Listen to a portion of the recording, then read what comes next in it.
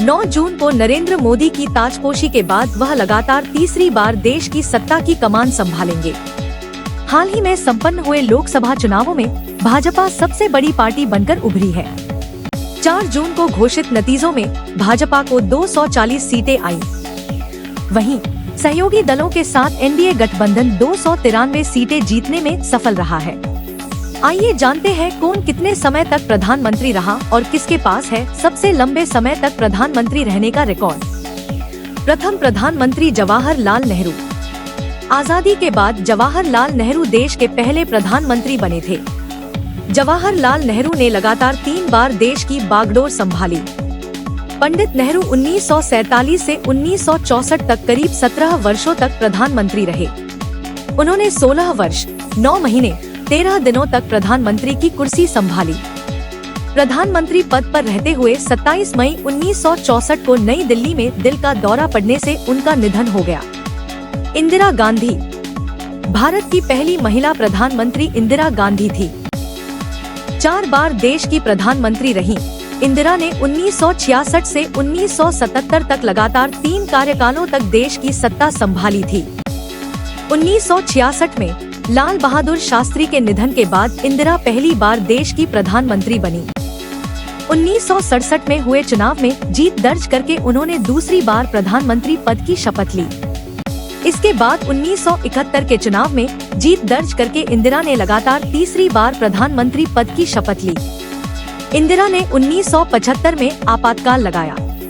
इसके चलते जो कार्यकाल 1976 में खत्म हो सकता था वह 1977 में आपातकाल खत्म होने तक जारी रहा। उनका चौथा और अंतिम कार्यकाल 1980 से 1984 तक था। 31 अक्टूबर 1984 को इंदिरा की उनके घर के बाहर उनके 2 अंगरक्षकों ने हत्या कर दी। इस तरह से इंदिरा 15 वर्ष 11 महीने और 22 दिनों तक देश की प्रधानमंत्री रहीं। डॉक्टर मनमोहन सिंह। देश के पहले सिख प्रधानमंत्री डॉक्टर मनमोहन सिंह 2004 से 2014 तक भारत के प्रधानमंत्री रहे। उन्होंने दोनों बार यूपीए सरकार का नेतृत्व किया। प्रधानमंत्री कार्यालय में मौजूद जानकारी के मुताबिक मनमोहन सिंह का कार्यकाल 10 वर्ष 5 दिनों तक रहा। नरेंद्र मोदी। भाजपा के दिग्गज नेता 2014 में सत्ता संभालने के बाद लगातार तीसरी बार प्रधानमंत्री पद की शपथ लेने जा रहे हैं। 2014 और 2019 के लोकसभा चुनावों में मोदी ने भाजपा को रिकॉर्ड जीत दिलाई और दोनों मौकों पर पूर्ण बहुमत हासिल किया। 9 जून से प्रधानमंत्री के रूप में उनका तीसरा कार्यकाल शुरू हो रहा है। उन्होंने पहली बार 26 मई 2014 को प्रधानमंत्री पद संभाला था। यह कार्यकाल पूरा करते ही तीसरे सबसे लंबे समय तक प्रधानमंत्री रहने वाले नेता हो जाएंगे। हालांकि तीसरे कार्यकाल में भी वह इंदिरा के रिकॉर्ड की बराबरी नहीं कर पाएंगे। 5 साल में कौन से बड़े फैसले लेगी नई सरकार? सहयोगियों के साथ किस एजेंडे को बढ़ाएंगे मोदी? नरेंद्र मोदी की ताजपोशी के साथ उनके नेतृत्व वाली तीसरी सरकार काम करना शुरू कर देगी। मोदी लगातार कहते रहे हैं कि उनका तीसरा कार्यकाल बड़े फैसलों वाला होगा। पिछले 10 साल का कार्य तो सिर्फ ट्रेलर है। जब उन्हें एनडीए संसदीय दल का नेता चुना गया तब भी उन्होंने ये बातें दोहराई। मोदी के दूसरे कार्यकाल में जम्मू कश्मीर से धारा 370 का हटाना, राम मंदिर का निर्माण, नागरिकता अधिनियम कानून का लागू होना बड़े फैसलों के रूप में गिना जाता है। ऐसे में लोगों के मन भी सवाल है कि आखिर इस बार एनडीए सरकार कौन से बड़े और कड़े फैसले ले सकती है? आखिर किन क्षेत्रों में बड़े निर्णय हो सकते हैं? एक देश एक चुनाव। लोकसभा चुनाव 2024 में भाजपा के घोषणा पत्र में एक देश एक चुनाव का वादा किया गया है। नरेंद्र मोदी समेत भाजपा के तमाम बड़े नेता इसे लागू करने की वकालत कर रहे हैं। दरअसल नरेंद्र मोदी ने 2019 के स्वतंत्रता दिवस पर एक देश एक चुनाव का जिक्र किया था। तब से अब तक कई मौकों पर भाजपा की ओर एक देश एक चुनाव की बात की जाती रही है। दरअसल एक देश एक चुनाव की बहस 2018 में विधि आयोग के एक मसौदा रिपोर्ट के बाद शुरू हुई थी।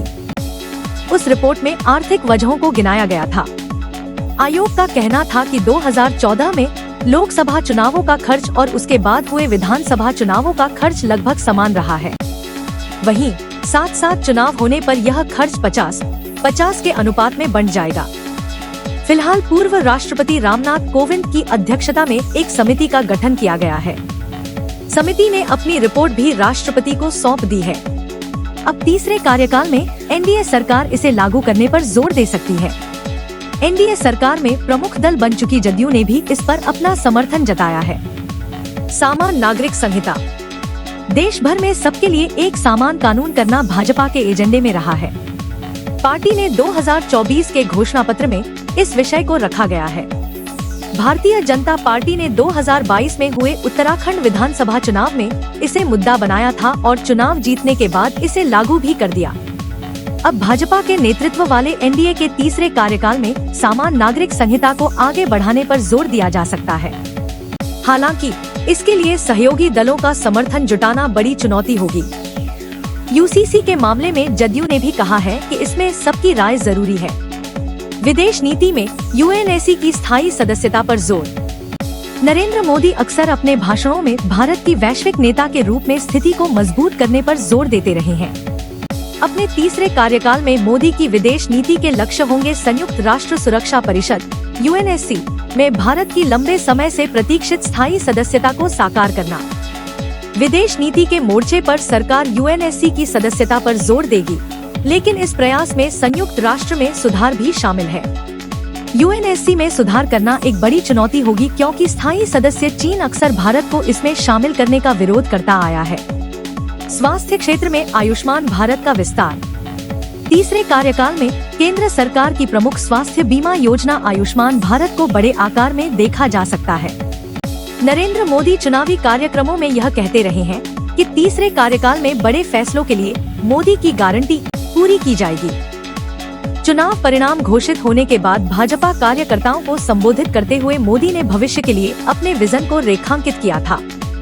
मोदी ने आयुष्मान भारत के तहत प्रदान की जाने वाली मुफ्त स्वास्थ्य सेवा तक अभूतपूर्व पहुंच पर जोर दिया। इसके अलावा भाजपा के 2024 के घोषणा पत्र में आयुष्मान भारत के कवरेज को 70 वर्ष से अधिक उम्र के वरिष्ठ नागरिकों और ट्रांसजेंडर समुदाय को शामिल करने के लिए आगे बढ़ाने का भी वादा किया गया है। इस खबर में आज इतना ही। इसी प्रकार की ताज़ा खबरें जानने के लिए हमारे चैनल को लाइक और सब्सक्राइब करना न भूलें। धन्यवाद।